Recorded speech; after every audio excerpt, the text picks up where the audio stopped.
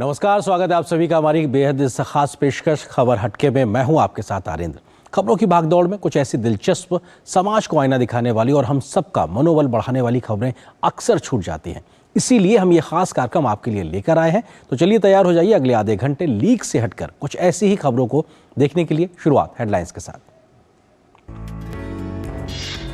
पश्चिम बंगाल में दुर्गा पूजा की तैयारियां शुरू। कोलकाता में आयोजित पेंटिंग वर्कशॉप के दौरान दिव्यांग कलाकारों ने बनाई मां दुर्गा की शानदार मूर्तियां।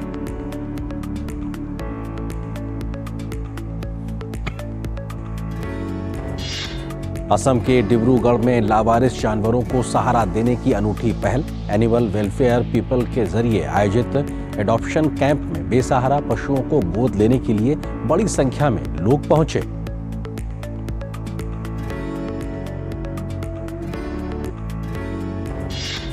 लेह के शक्ति गांव के 74 वर्षीय किसान ने पेश की प्रकृति और पर्यावरण से प्रेम की अनूठी मिसाल। सेना से रिटायर होने के बाद बुजुर्ग सोनम ने अपने ही घर में बनाया सुंदर उद्यान।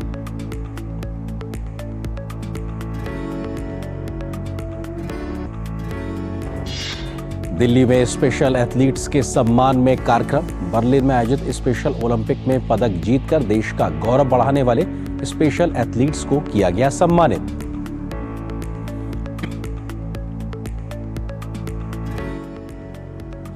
और सबसे पहले आपको खबर दिखाते हैं परंपरा और विरासत से जुड़ी हुई।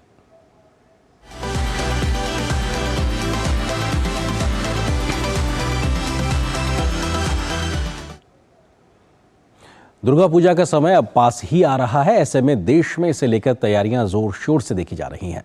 इस बीच पश्चिम बंगाल में एक अनोखी वर्कशॉप का आयोजन किया गया। इस वर्कशॉप में दिव्यांगों को अपनी प्रतिभा दिखाने का मौका मिला। इस दौरान उन्होंने मां दुर्गा की शानदार मूर्तियां तैयार की।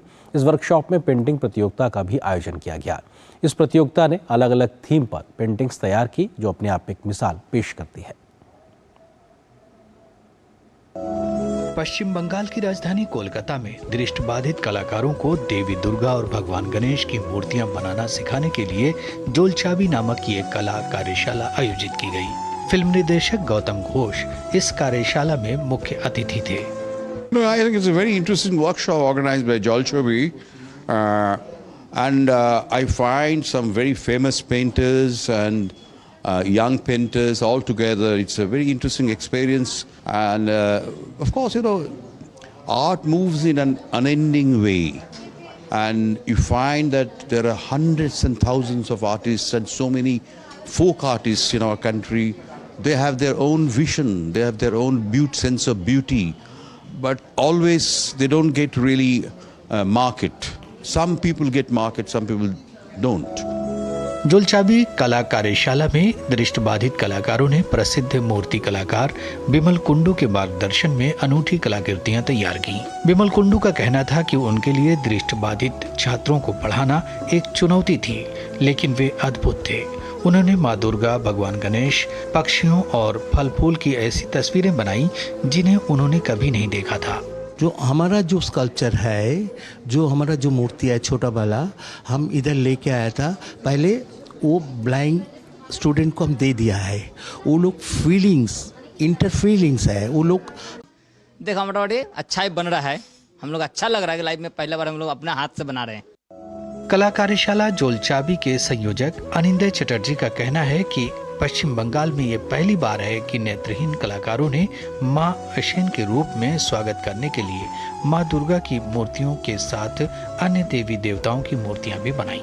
ये पहली बार बंगाल में हो रहा है। ये मां आ रही है, दुर्गा पूजा आने वाला है, तो उससे पहले हम लोग क्या करते हैं कि मां का आराधना भी करते हैं।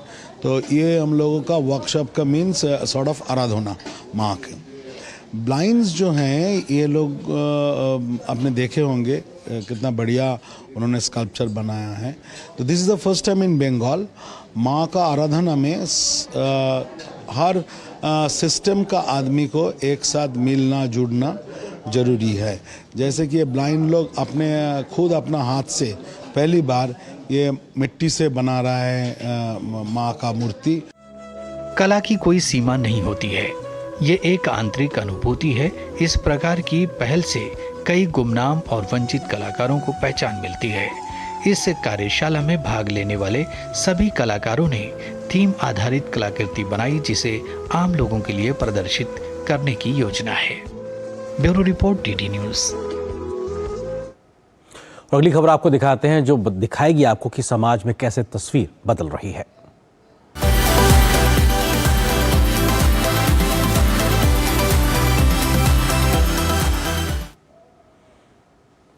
और अगली खबर आपको असम से दिखाते हैं। असम के डिब्रूगढ़ में एनिमल वेलफेयर पीपल के सदस्यों ने बेसहारा जानवरों के लिए 7वां एडॉप्शन कैंप का आयोजन किया, जिसमें लावारिस जानवरों को एक घर देने की कोशिश की गई।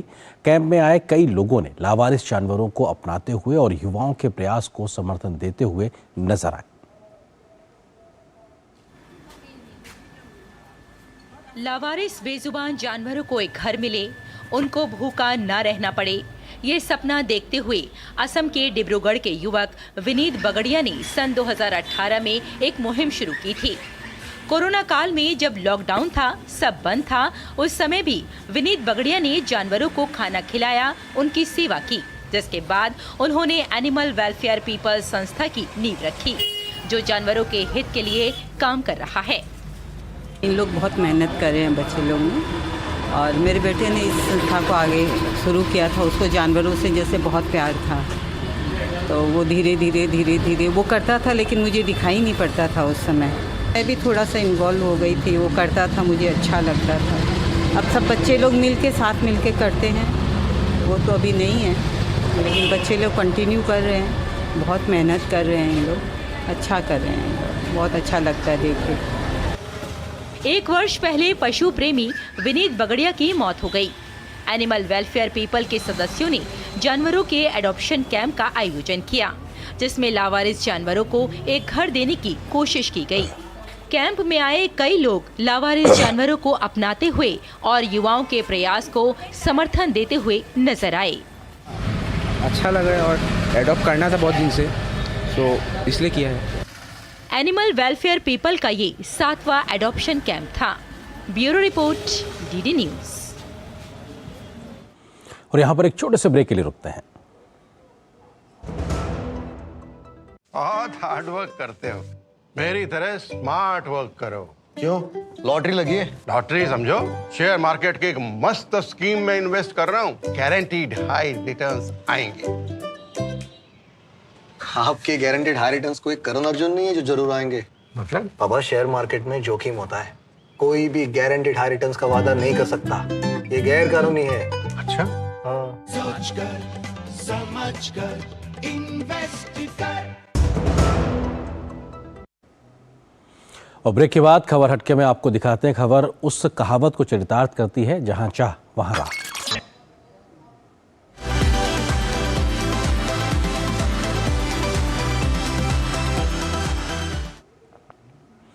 आपने सुना होगा कि प्रकृति हमारी सबसे अच्छी दोस्त होती है, लेकिन लेह के एक सुदूर गांव के रहने वाले 74 साल के सोनम ने कुदरत को अपना परिवार ही मान लिया है।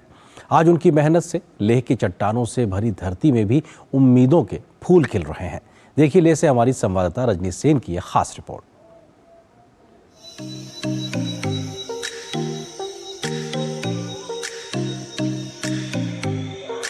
कहते हैं प्रकृति इंसान की सबसे अच्छी दोस्त होती है और कभी कभी यह परिवार तक की कमी महसूस नहीं होने देती। ये 74 साल के सोनम हैं, एशिया के सबसे बड़े गांव शक्ति के निवासी, जो लेह में मौजूद हैं। सेना से सेवानिवृत्त होने के बाद सोनम गांव वापस आए, पर तब तक बच्चे बड़े होकर नौकरी करने बाहर चले गए। कुछ साल पहले पत्नी का भी देहांत हो गया।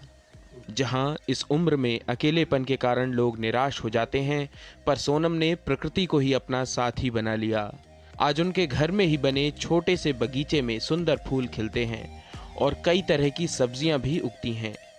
उनका रंग बिरंगा बगीचा उनकी मेहनत की कहानी कहता है। गार्डन में तो सब कुछ उगाता है जी, फूल गोभी, बंद गोभी, फूल, मूली, क्या बोलते हैं ये, प्याज, सब कुछ उगाता है जी। अच्छा सा निकल जाता है, अच्छा सा खेत वगैरह दे, क्या बोलता है, खाद वगैरह दे तो। अपने पेड़ पौधों के साथ सोनम पढ़ने लिखने और ध्यान में अपना वक्त बिताते हैं और इस उम्र में भी उनकी जिंदा दिली देखने लायक है। उनका बगीचा देखने दूर दूर से पर्यटक आते हैं।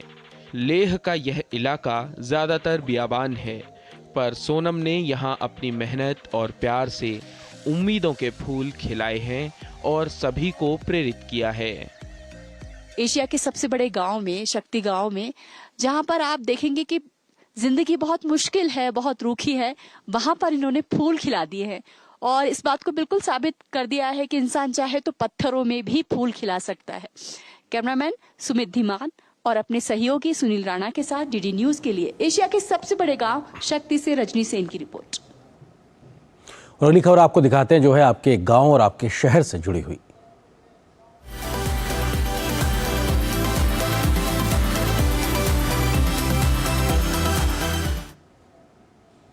जम्मू कश्मीर के श्रीनगर में कोल्ड चेन कार्यक्रम का आयोजन किया गया। इसमें horticulture program, cold chain network और स्थानीय कृषि को बढ़ावा देने को लेकर बातचीत की गई। इसमें कई महत्वपूर्ण बातें सामने निकल के आईं। क्या कुछ रहा, आइए देखते हैं इस रिपोर्ट में।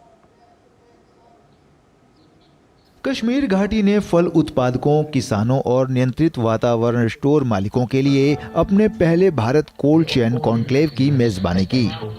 India cold chain conclave Himalayan chapter का आयोजन कश्मीर इंटरनेशनल कन्वेंशन सेंटर में national centre for cold chain development के सहयोग से PhD chamber of commerce and industry द्वारा किया गया था। कोल्ड चेन का सबसे जो इम्पोर्टेंट जो बेनिफिट है, इसमें क्या होता है कि जो फार्मर का जो प्रोड्यूस है, हमारे पास जब अवेलेबिलिटी नहीं थी कोल्ड स्टोरेज की, तो इसको ये मार्केट में ये जब भी प्रोड्यूस करता था इसको ये सेल करना पड़ता था, तो ये इसमें डिस्ट्रेस सेल काफ़ी होती थी। लेकिन जब से हमारे पास कोल्ड स्टोरेज आ गए तो एक फार्मर की इनकम भी बढ़ी है और दूसरा ये है कि वो अपनी विल से, अपनी मर्जी से जब चाहे, जब मार्केट में डिमांड नहीं है या डिमांड है भी, तो उसी टाइम उसके हिसाब से ये अपने जो प्रोड्यूस है मार्केट में सप्लाई करता है। ये बहुत इंपॉर्टेंट है। मैं आज की डेट में जब हम बात कर रहे हैं तो इसकी इम्पोर्टेंस और ज़्यादा है, क्योंकि ये इंडस्ट्री पिछले 10 साल में 2000 करोड़ टच कर गई है और अगले 3 साल में और ये 3000 करोड़ टच कर रहे हैं। जैसे यहाँ पे अभी गवर्नमेंट ऑफिशियल्स ने बताया कि अभी हमें 3 लाख मेट्रिक टन की और रिक्वायरमेंट है, तो ये बहुत ज़रूरी है इन कॉन्क्लेव्स की, क्योंकि हमें नई टेक्नोलॉजीज़ को अडॉप्ट करना है, एनर्जी एफिशिएंट टेक्नोलॉजीज़ को अडॉप्ट करना है, सो दैट हम अपना जो कोल्ड चेन भी इंफ्रास्ट्रक्चर बढ़ाए और साथ साथ जो एनर्जी एफिशिएंसी वो भी, उसका भी, और क्लाइमेट का भी साथ साथ ख्याल रखें। जम्मू कश्मीर में horticulture program, cold chain network और स्थानीय कृषि को कैसे बढ़ावा दिया जाए, इसके लिए एक कॉन्क्लेव का आयोजन किया गया। इस कॉन्क्लेव का आयोजन PHDCCI की तरफ से हुआ, जिसमें जम्मू कश्मीर के अधिकारियों ने भी हिस्सा लिया।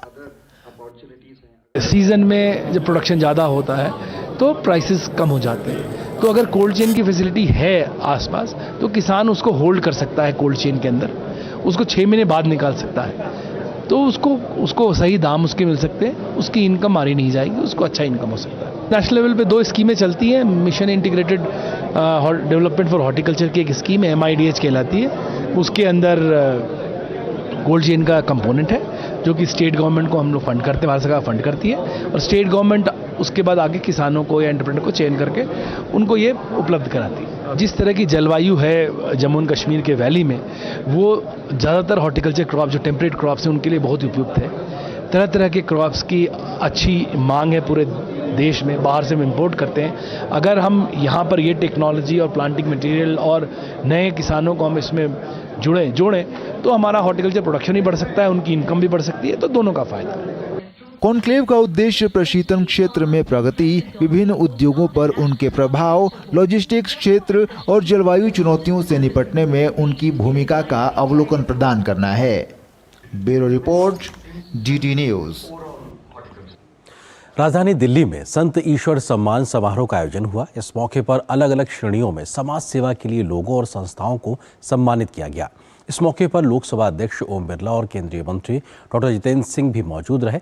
इस कार्यक्रम में सम्मानित होने वाले इसरो के 2 प्रमुख वैज्ञानिक ऋतु करिधल और M श्रीकांत से हमारे संवाददाता विशाल वरिष्ठों ने खास बातचीत की। संत ईश्वर सम्मान उन लोगों को सम्मानित करता है जो पूरे मन से समाज की सेवा करते हैं। और मेरे साथ हैं दो वो साइंटिस्ट जिन्होंने भारत का नाम पूरी दुनिया में रोशन कर दिया है। ये है इसरो के वो साइंटिस्ट जो चंद्रयान 2 मिशन से जुड़े हैं, और मेरे साथ है रॉकेट वुमन। कैसा लग रहा है आज पूरी दुनिया नहीं बल्कि वो लोग जो साइंस के बारे में जानते भी नहीं थे वो ये जानने लगे हैं कि हाँ, चंद्रमा पर भारत की विजय हुई है। ये सही में एक बहुत बड़ी बात है, क्योंकि साइंस एक ऐसा क्षेत्र है जहां हम देखते हैं कि स्टूडेंट्स को या कहें तो गर्ल स्टूडेंट्स को मेनली इंस्पायर करना बहुत कठिन हो जाता है, उनके लिए बहुत कठिन हो जाता है। लेकिन इस तरह की सफलताएं ज़रूर उनके लिए एक बहुत बड़ा उदाहरण होती हैं कि यस, हम भी कुछ कर सकते हैं। तो एक बहुत बड़ी उपलब्धि है हमारे लिए। प्रधानमंत्री हमेशा कहते रहे हैं बेटी पढ़ाओ बेटी को बढ़ाओ, और आपने तो चंद्रमा तक अपना नाम पहुंचा दिया है और आप रॉकेट वुमन के नाम से जानी जाती हैं। महिलाओं के लिए कितना बड़ा सम्मान है ये? रॉकेट वुमन तो आप सबका प्यार है, ऐसा कोई ऑफिशियल टाइटल नहीं है, लेकिन हाँ, जब लोग इसको समझते हैं, देखते हैं और विमेन साइंटिस्ट की अचीवमेंट्स को भी रिस्पेक्ट करते हैं, उसको सम्मानित करते हैं, तो ये एक बहुत बड़ा संदेश जाता है उन लड़कियों के लिए जो गाँव कस्बों में है। चंद्रमा पर हमने विजय हासिल करी, अब हमारा अगला निशाना है सूर्य, और आदित्य 1 के लिए आप काम कर रहे हैं। कितना आप कॉन्फिडेंट हैं? सर, हम लोग पूरा जो भी काम करते हैं पूरा कॉन्फिडेंस के साथ करते हैं। उसके लिए जो ज़रूरत है, जैसे हमारा प्लानिंग, ऑपरेशन, सिमुलेशन, सब कुछ 100% पूरा प्लानिंग करने के बाद ही उसको ऑब्जेक्टिव को मीट करने के लिए हम लोग लॉन्च करते हैं। और अभी आदित्य L1 जो है वो अर्थ स्फीयर से क्रॉस हो चुका है और एन रूट है L1 पॉइंट के लिए 100 दिन में पहुंच जाएगा। वहाँ पर उसका ऑपरेशंस प्लानिंग भी चल रहा है। अभी जो काम करना है वो सब प्लान्ड है ऑलरेडी, हम सब कुछ काम प्लान नहीं करेंगे। कैमरामैन सौरभ के साथ मैं विशाल बेरिस्टो, DD न्यूज़, दिल्ली। और यहाँ पर एक छोटे से ब्रेक के लिए रुकते हैं। थिंक IIT, थिंक विद्या मंदिर, थिंक IIT, थिंक विद्या मंदिर, थिंक IIT, थिंक विद्या मंदिर। शेयर मार्केट में इन्वेस्ट करें, गारंटीड रिटर्न से लाखों कमाएं। ये लिमिटेड ऑफर सिर्फ आपके लिए। नागिन की आंख में कैमरा फिट होता है। तुम भी क्या बकवास में यकीन करती हो? आप भी तो वही कर रहे हो पापा। शेयर मार्केट में कोई गारंटीड रिटर्न्स का वादा नहीं कर सकता। ऐसा कोई मैसेज, मेल या ऐड दिखे तो समझिए गलत है। ऐसे स्कीम निवेशक के साथ धोखा है और कानूनन अपराध भी। कितनी बार तो समझाया आपको। सोचकर समझकर इन्वेस्ट कर। और इस छोटे से ब्रेक के बाद खबर हटके में आपको दिखाते हैं खेल के मैदान से क्या है आज की खबर, थोड़ा हटके।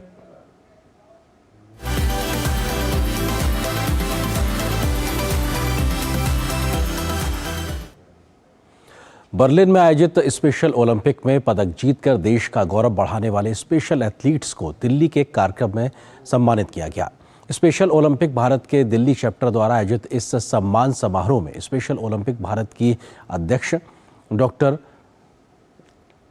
मल्लिका नड्डा और संगीता सक्सेना ने स्मृति चिन्ह देकर उनको सम्मानित किया।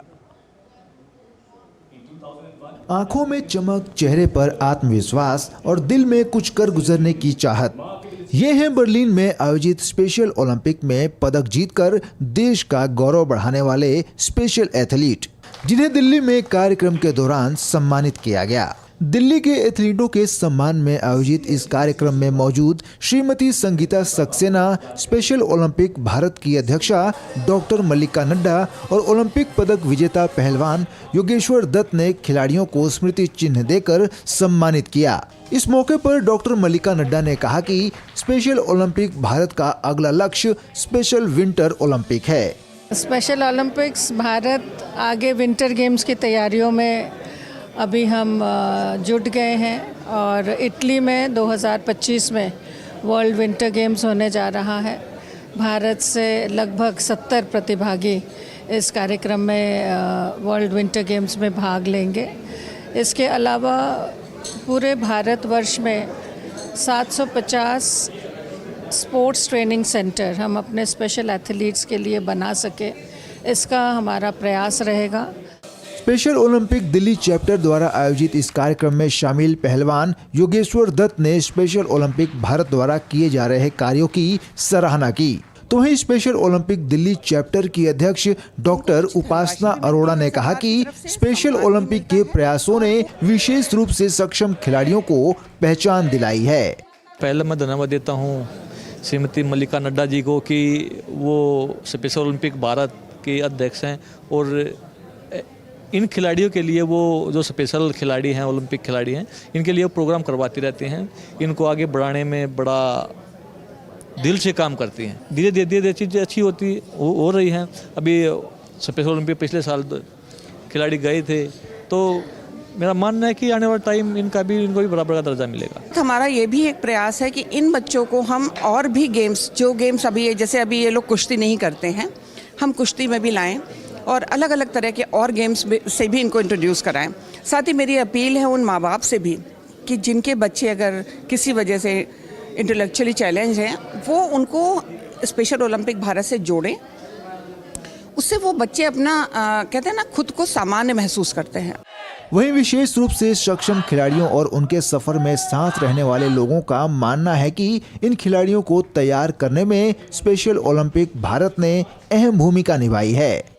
हमें जो एथलीट्स है वो अपने आप से बोल नहीं पाते, बता भी नहीं पाते हैं, तो हम ऐसे, अब जो मैं कोच एज अ जो पी कोच हूँ या टीचर हूँ, अब हम उनको एथलीट्स के आइडेंटिफाई करते हैं। इन एथलीट्स को जानने की ज़रूरत है, इन एथलीट्स के साथ वर्क कीजिए। There is a nothing differences special and normal, we are just equal. मेरे को बास्केटबॉल में हूँ और मेरे को ये स्पेशल ओलंपिक वाले बास्केटबॉल में बहुत ज़्यादा हेल्प कर रहे हैं आगे बढ़ने में, और इनके जो कोचेस है वो भी बहुत मेहनत कर रहे हैं मेरे पीछे। मुझे टेबल टेनिस खेलने बहुत ज़्यादा अच्छा लगा और मैंने टेबल टेनिस में सिल्वर मेडल जीता है। आगे गोल्फ में गोल्ड मेडल जीत के हूँ। पहले घर में हमारा पूरे गाइडेंस में रहता था, बट फर्स्ट टाइम ही हमसे अलग होके इसने भी एक इंडिपेंडेंस फील किया, अपने आप को समझा कि मैं भी अकेले कहीं जा सकता हूँ। तो स्पेशल ओलंपिक्स ने वो इसमें फील किया कॉन्फिडेंस। बहुत अच्छा लगा और 3 गोल में साइकिलिंग में गई थी और मज़ा आया बहुत। गौरतलब है कि इसी साल जून में बर्लिन में आयोजित स्पेशल ओलंपिक में दिल्ली से कुल 23 खिलाड़ियों ने हिस्सा लिया था, जिन्होंने शानदार प्रदर्शन करते हुए 24 पदक जीते थे। इन हंसते हुए चेहरों की ये स्पेशल तस्वीर ऐसे ही नहीं बनती। इनके पीछे तपस्या है इन बच्चों के माँ बाप का और कोच का, और साथ ही प्रयास है स्पेशल ओलंपिक भारत की, जो कि इन बच्चों को गांव शहर से तलाश कर इनको तराशने का काम कर रहा है, जिससे कि ये बच्चे मुख्य धारा में आके खेल से जुड़ें और विश्व स्तर पर अपनी प्रतिभा का लोहा मनवाएं। कैमरामैन ललित के साथ मैं सुशील कुमार, डीडी न्यूज़, दिल्ली। तो अगली खबर आपको दिखाते हैं बाइस्कोप की दुनिया से जुड़ी हुई।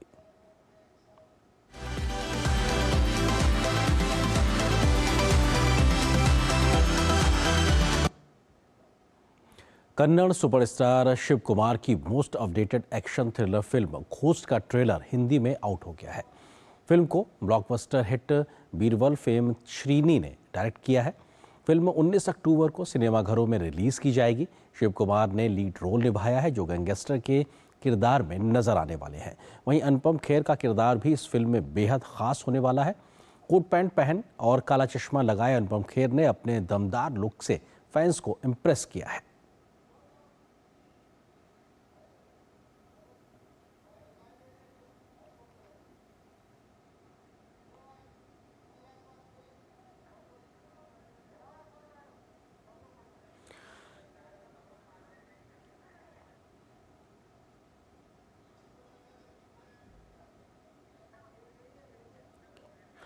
सरकारी नौकरी की तैयारी करने वाले युवाओं के संघर्ष का सफर कितना कठिन होता है, इसे दर्शाने के लिए अपकमिंग फिल्म 12वीं फेल का ट्रेलर रिलीज हो गया है।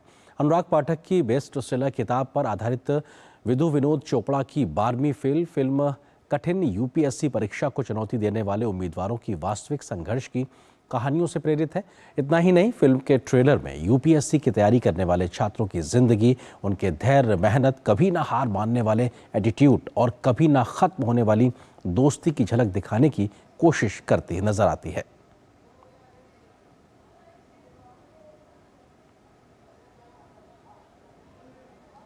तो इस खबर के साथ खबर हटके के इस अंक में फिलहाल बस इतना ही, लेकिन डीडी न्यूज़ पर खबरों का सफर लगातार जारी है। नमस्कार।